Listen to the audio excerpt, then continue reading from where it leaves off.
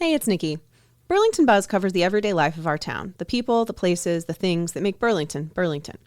We don't usually talk about national politics, but the 6th Congressional District seat is open this year, and we thought you deserved a chance to hear directly from the people asking for your vote.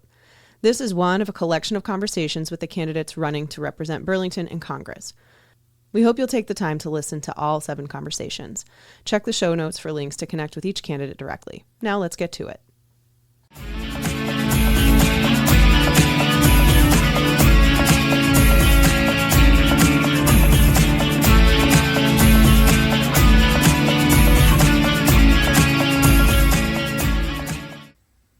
Hello. This is Burlington Buzz on the mic, and I am Nikki. I'm here with Jamie Belsito. Hello. Good morning. Great to be here. Thanks, Nikki. Thanks for joining us. Jamie is one of 6 Democratic candidates for the 6th District Massachusetts congressional race. The primary is going to be on September 1st. That's right. And Jamie, thanks for coming. Give us a little bit of a background on who you are and why you chose to run. Sure. First and foremost, I am a working mother of 2. I have a 13 and 16-year-old. It's a big part of why I'm running. I am equipped to run for this position because I have been out there calling for a lot of what we need right now, and that's access to health care, affordable housing, strong transportation, and as a woman, and for health care, we need access to reproductive rights, and this is something, all these issues I've been working on as a locally elected leader, as a state elected leader, and as somebody who is a leader in the healthcare space in Washington, D.C., in the halls of Congress through my nonprofit on maternal health. Okay, and you mentioned that you're a local and a state elected leader. Can you talk a little bit about that? Sure.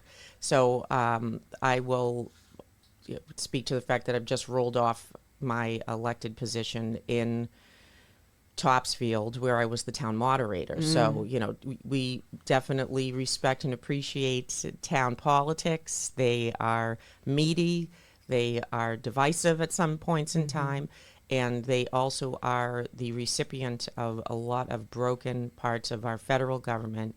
And I say that because we cannot Proposition 2.5 override our way out of everything that our towns and municipalities are absorbing right now. So I see that. Yeah. And I am a former state representative. I did flip a seat to Democrat up in what was formerly the 4th Essex in the North Shore that's now been gerrymandered out to Lawrence. So I was gerrymandered out of my district, but did serve for 14 months in the state legislature and, went to town working on a lot of issues for our communities at the local level and state level. Great. So talking about the state level, the local level, the national level, I think a lot of local voters kind of at times feel like the conversations in Washington, the conversations that the legislature is having are not necessarily indicative of the problems that we're facing on the ground here and the conversation we're having. What do you think is something that Washington has been overlooking that you would want to act on as a congressperson? First and foremost, they've just forgotten about the people they're supposed to represent. And that is not what an elected leader is supposed to be doing. You're supposed to be representing the 800,000 plus folks that have put you in that position. It is not a queen or a kingship position. It is a public service position. And I know the importance of that, having been at the local level, been at the State House. You work with your elected leaders in Washington to say, hey, we need a new water tank because we have PFAS. We need to have infrastructure money because, 128 is falling apart or Route 3 is falling apart. We need to have affordable housing because the majority of our communities are unable to afford $1 million house.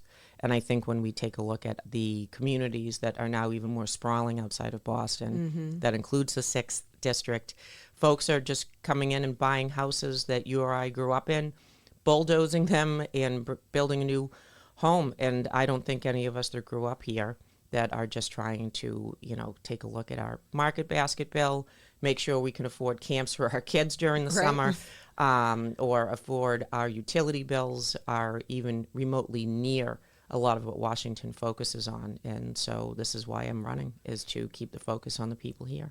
Yeah, you mentioned housing. I have so many things to say. I got a text from a friend this morning that said this one company has bought up 3 houses on my street in the last month that they're going to knock down and build you call them McMansions, but, large square footage, very, high dollar value homes.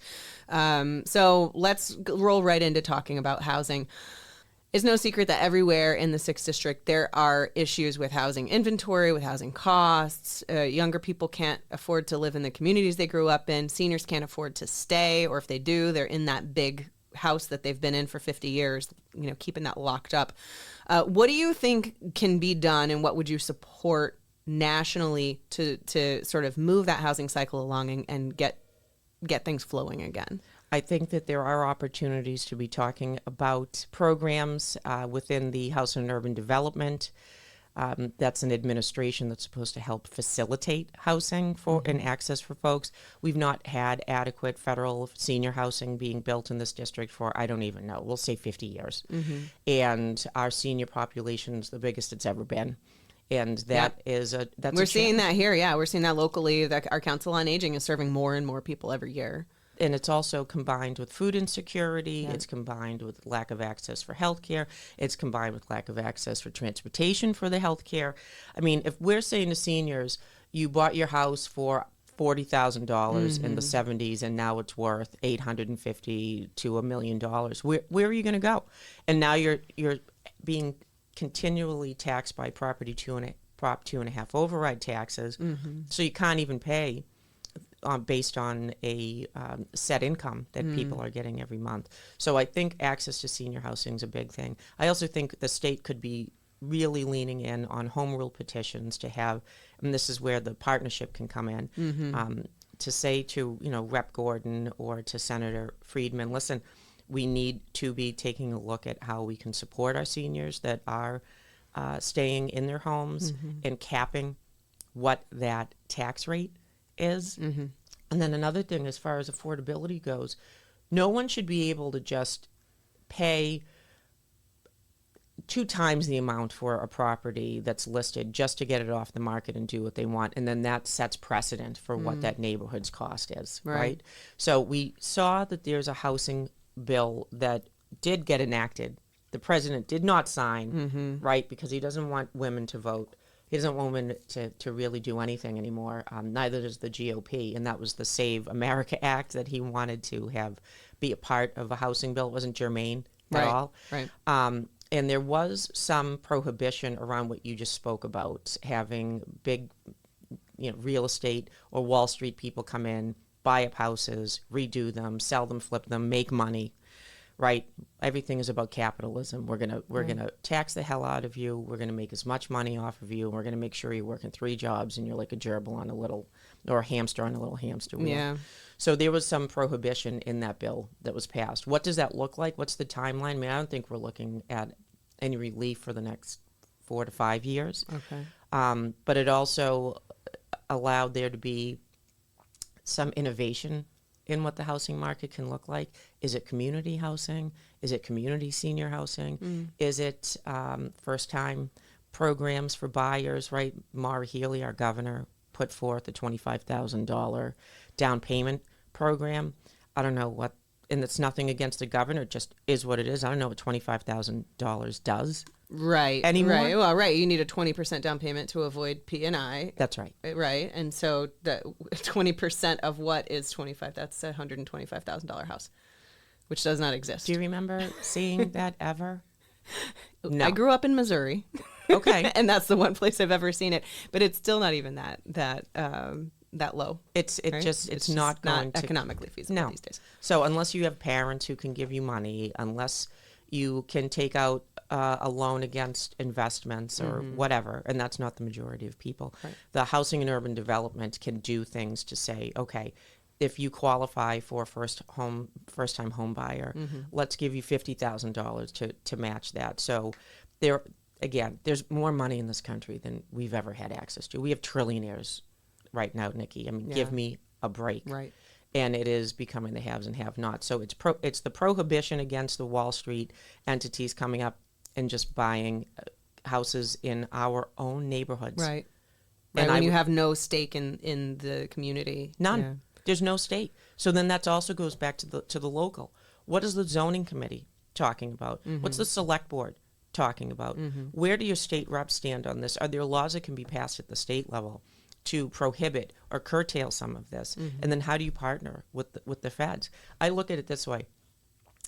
I am a conduit to ask for the needs of the district in D.C., and it's always been that way and should always be that way. It shouldn't be about who's writing me checks. Right. And I bring that up because I've taken a people's pledge not to allow these outside influences be a part of my campaign. Okay. They don't represent me. Right. I'm a constituent. Right. Those folks don't represent me at all. And as far as going back to just who is part of the community needs to say, this is what we need. And then it needs to be the work with the select boards, the town managers, and the state reps to say, okay, here are the issues here. How can we help? And I really do look at it as allowing there to be more building, zoning that needs to be locally authorized, and take off some of the prohibitive requirements that are in some ways hamstringing local development. And I think the state's really trying to lean in on that. But how can the Fed support that? It's access to programs, and it's taking care of people, because where are we going to move? We're going to move to Missouri, and I say that because you just brought that up. Right? Like, where are folks going to move? Yeah. There's what are we looking at? $3,500 rent in a one-bedroom apartment. Right. Yeah, that's exactly. I was just actually talking to somebody a week ago that said, we have to move out of Burlington because we need a bigger place. They're renting down at the Reserve. We need a bigger place, and it was just too expensive to get a 2-bedroom at the Reserve. So we have to move to a different town. And that's like, wow, when you've already established yourself in a community, you have friends, you have places that you go, that it doesn't feel great that you have to move because of cost. Not at all. And then where do you go? And then where do you go? Right. Yeah. Are you going to, Missouri? All right. So, let's just stick with cost for a few minutes. You mentioned grocery prices and other things like that. So there is, this inflation that has impacted everybody. Money is all I feel like anybody's talking about right now, because groceries are more expensive, and childcare is more expensive, and gas is more expensive, and anything that needs gas to get from one place to another is also more expensive. So what is the sort of federal congressional part of that story? What can we do about that? What could you do about that in office? Well, I would first and foremost take a look at who the lobbyists are for a lot of the background on this, right? Is it Monsanto? Is it the trucking industry? I'm just throwing these out here, right? Who's driving the costs? And let's be frank, a lot of this is this fake taxes that this administration has literally saddled regular everyday people with. So it's having the administration pay the money back to the people on these tariffs that have been inflating everything since COVID, and then taking a look at it's like taking the money out of the politics and figuring out that if the CEO and so many of these companies now are European with the food, who own the food markets all around here, except for Demoulas. That's a whole other thing, right? They get their own problems over there in Tewksbury amongst the family. The family, yeah. Right? But if you, again, it's like the healthcare industry. If somebody's making $8 million a year as a CEO and we're all, clipping coupons, where do you say when a company hits X amount of profit or the CEOs are making X amount of money, that money is going to go back in to the communities to reduce our costs? There is no social contract at this point. Right. At all. Right. It's who can make the most money, and I wish you the best. We're going to have a blue light special on haddock, not that's caught here, but that's caught from Norway. And you can do this once a week. I mean, even taking a look at our food banks, all of our food banks are completely taxed at meaning overutilized, almost 3 times more than it was during COVID.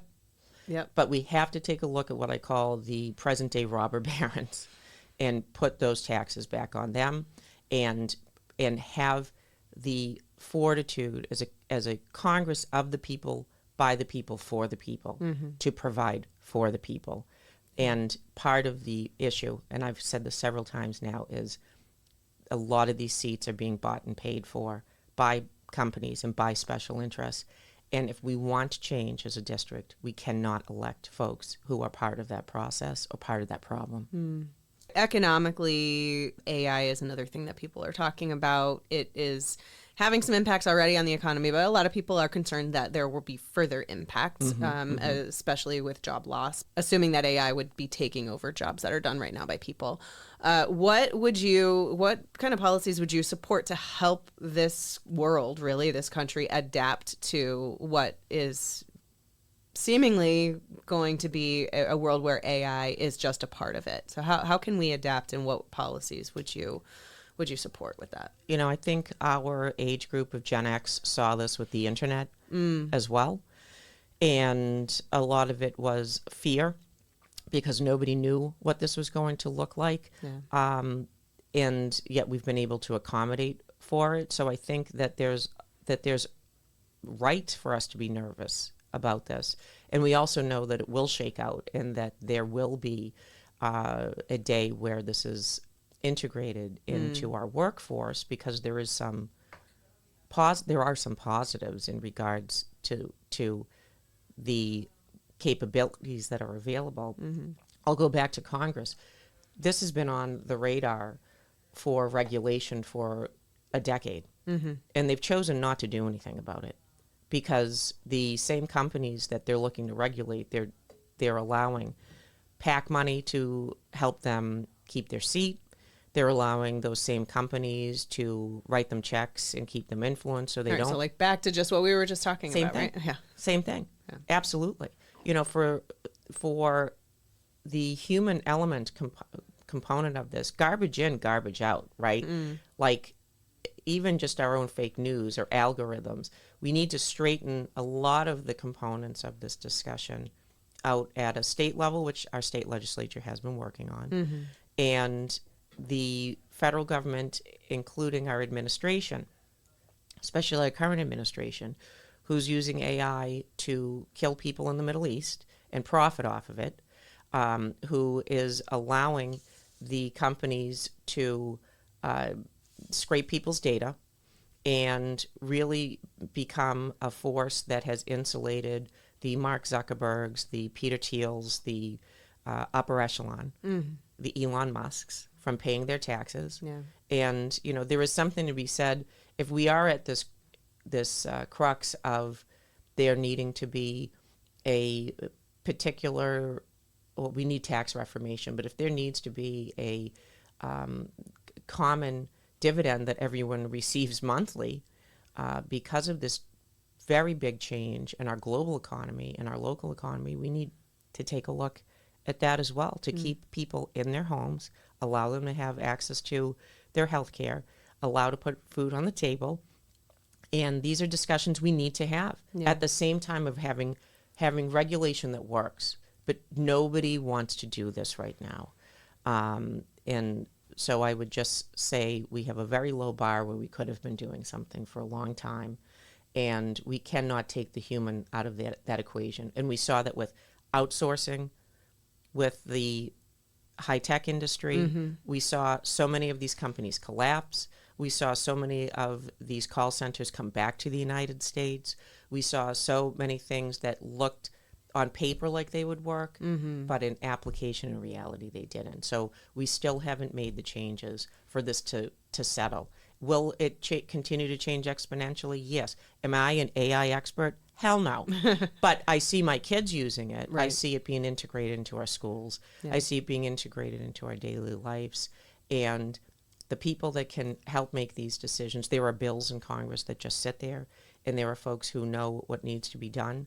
And we just aren't willing. The political will to do this is lacking, but I don't have that appetite to just let it sit. It's something that our federal legislature needs to work on. And again, with our state legislation and our local communities. And I think that impacts even the larger workforce that we have here in the Route 3 corridor. Yeah, yeah, absolutely. I mean, there is concern for sure amongst people that are working here at Microsoft and at Salesforce and at Nuance and all of the other, technology. There's so many technology companies just right here in Burlington. That's right. Let's switch gears a little bit and talk about immigrations and custom enforcement. Since we are in Burlington, there is an ICE facility here. It's gotten a lot of attention, and there are people on, with opinions one way or the other about this. What are your thoughts on that particular ICE facility and its activities? And then what do you feel is the sort of the job of Congress? What would you do as a congressperson versus what is really left to state and local authorities to figure out? Sure. So it's a federal issue, right? There's only so much that the Healy-Driscoll administration can do around this, or the state legislature. And from a local perspective, we've seen that city councils and town councils have said that ICE is prohibited at public buildings, right? Or you can't go into a school. You can't go into the town hall or the city hall. You can't go into anything that is a city property. Okay. And so I really do appreciate that, because we're seeing people be arrested at school picking up their kids or family members, right? That's not what this is supposed to be about. But again, it ends up being the federal issue, because immigration is a federal program, and has always been. This concentration camp that we have down the street from us, right? The juxtaposition of, like, I'm over there speaking as we're watching a mom bring their infant child in to see their spouse who's incarcerated for coming here for a better life and working, while I can look over at Macy's is an alternate universe. It's jarring. It is. Yeah.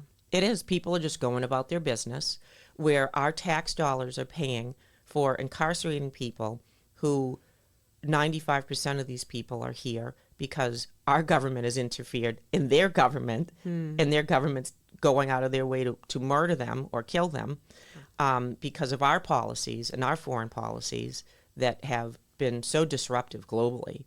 And on top of it, these are humans. Other than the Wampanoag, the Pawtucket, and anyone who's an indigenous community member of Massachusetts, we are all here by colonialism and by immigration. And when I started working in immigration in '96 as a constituent services intern at Joe Moakley's office, it was fascinating to me, because we have a system that sets up how many people are allowed in per country. And there are backlogs, say, for instance, India, China, or the Philippines, where folks are waiting in upwards of 2 to 3 decades to get here, the legal way. Wow. Which is bananas to me. We have a negative population growth right now. And Massachusetts has unbelievable needs for workforce in our healthcare community, our biotech community, our IT, and our services. If we were to go down around the mall, or Route 3 or whatever, and say, anyone who is pending status or is waiting for status is out of here, our hotels would shut down, our restaurants would shut down, our healthcare industry would shut down. And we saw that same exact impact when 2 weeks ago, our Supreme Court, which is a sham court right now, made the decision to say anyone who's pending temporary protected status, a legal status, will no longer have that status. Right. That is, as it is related to the Haitian community, is going to completely wipe out our nursing homes and our rehab facilities. And this has become, and it's also racist. I mean, listen, if you're brown or black, we don't want you here. That's it. And it's been very clear. We just saw another Latin American get shot to death in Biddeford, Maine. Biddeford, Maine, yeah. Right? That is within 2-hour drive from here. And this happened in Portland as well. And it's happening right here. So we have to continue to put the pressure on our congressional representatives and our senators to say, shut that down and get it the hell out of here. And I have to say to the folks who love to troll, people love to troll on that Facebook, it gives them all the power of the keyboard. Are there criminals? Yes. Are there criminals everywhere? Yes. Is there an actual criminal running the country right now? The answer is yes. So stop conflating that there are criminals that are here without papers. There are criminals here who were born and bred and raised here, and they are in the White House as we speak. And the work that the work I did for 15 years, before 9/11 and after 9/11, we took a system that processed people and gave them access to legal status here in the United States to create a 7-branch Department of Homeland Security where we are literally funding a military operation that has guns and is murdering people. That's not an immigration system. And we have to do the hard work, and Congress has not done the hard work of immigration reform. Right. And we missed the boat on that. We had a Democratic Senate, a Democratic House, and a Democrat in the White House, and we could have done comprehensive immigration reform because it's been sitting there for 2 decades now. Yeah. So that's on us. You challenged Seth Moulton for his seat before. What would you say is different now? What did you learn from that experience that has informed your campaign this time around? 2 things. The Democratic Party turned into a party of elites where they were, and it's changed a little bit right now, even up until 2 years ago, reading the headlines of what the Democratic Party was doing, hosting $10,000 a plate fundraisers in Nantucket for candidates that weren't from Massachusetts. Meanwhile, asking me for my vote as a working class person in the now slipping away middle class, okay? And telling me that they're going to help, meanwhile not doing it. Right. And what have I learned since then? It's only gotten worse. At the time I ran, Nikki, the maximum donation I could receive, I believe, was $5,000 combined. Okay. So $2,500. You can put money in toward the primary, and then after in the general election. Okay. You can only use that second half of the money toward the general election. Got it. Okay. Right now it's $7,000. Okay. What is it going to be the next time? 10? So it's a pay-to-play system. The congressman, and he and I have a good relationship, and I admire him as a dad, and he's got a great family, and I'm sure running for Senate's not easy. But the reality is that the amount of time that's paid toward raising money for other candidates, money, I don't have any money. You don't have the same sort of money. I mean, Right. my donors, I have over 1,200 donors from last quarter. Cycle, yeah. Average was $71, but Wow. how many $1, $3, $5, and $7 donors do I have? How many? I'll get you the figures, but it was a lot. Yeah. It'd be like, oh, look, I got 20 new donors today. And I'm like, why did I only raise $52, right? But it's a pay-to-play system. Yeah. And it's gotten worse. Yeah. The people that have money have more money than they ever have, and the people that don't have money are just what I call a cat hanging on the screen with its nails. That's where so many of us are. That's what it feels like some days, yeah. And it goes back to what you were just saying. Child care is unaffordable. Yeah. Housing's unaffordable. Yeah. Our tariffs are impacting our food.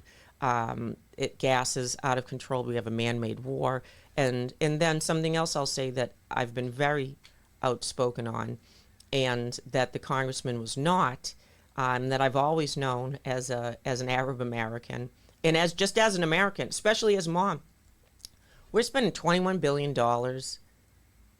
I think almost every day it's at least like $20 million to Israel to murder people, to literally live stream a genocide, and then we turn around and say we don't have money for health care. And the country that we're sending this money to murder people has free health care. It's very hard to reconcile that human loss is part of my taxpayer dollars. Right. Yeah. It's like get your house in order. Get our house in order. Right. It's out of order. Yeah. And even right now, I'm not taking APAC money. I'm not taking corporate money. I'm not taking super PAC money. And the congressman made a commitment in the beginning of his campaign, because now it's very fashionable not to take APAC money. Right. But he's not returned any of the money that he got up until that point. So there's still that influence that has no place in the 6th district. Yeah.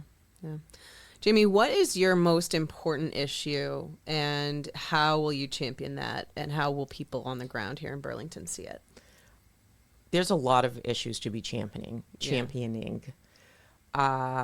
What I see the most relevant right now, and it's very hard because they're all screaming relevancy, is Medicare for all. Okay. People are going bankrupt or going without health insurance. Yeah. And I talk to a lot of families who are in their 30s and 40s, and some of the parents, they're not even bothering. They're having like catastrophic health care coverage because our children here in the Commonwealth of Massachusetts have access to mass health. Right. And that is a lifesaver. And our federal government, you know, as a penalty to having a bold LGBTQ woman governor and another badass woman lieutenant governor, is to pull our money from our healthcare programs.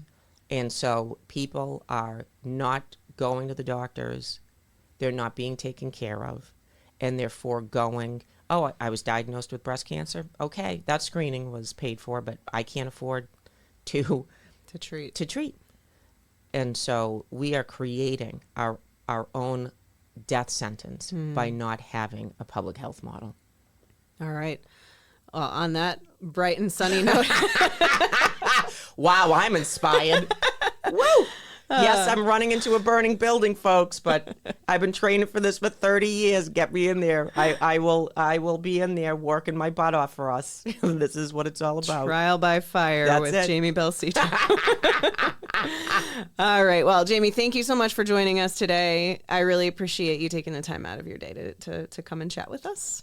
Burlington matters. I really appreciate it. Thank you. This is Nikki saying goodbye. We'll catch you next time on Burlington Buzz on the mic.